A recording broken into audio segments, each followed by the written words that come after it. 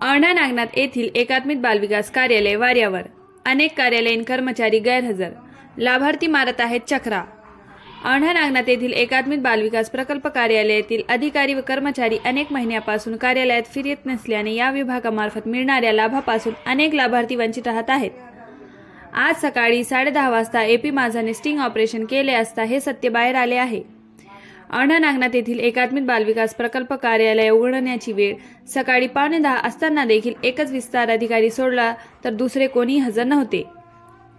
CDPO तसेच 6 supervisor, एक सेवक, एक कनिष्ठ लिपिक हे कर्मचारी सकाळी 10:30 वाजताही गैरहजर असल्याचे आढळून आले आहे.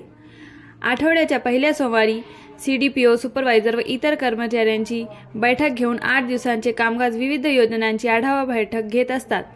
परंतु आज एकही कर्मचारी दिसून आला नाही. ही बाब अत्यंत गंभीर असून यामुळे तालुक्यातील पोषण आहार तसेच लाभार्थ्यांना या कार्यालयामार्फत मिळणाऱ्या विविध योजनांचा लाभ कर्मचारी गैरहजर असल्यामुळे मिळत नाही. वरिष्ठ अधिकाऱ्यांनी या प्रकल्पाची गंभीर दखल घेऊन लक्ष घालावे अशी मागणी जनतेमधून होत आहे.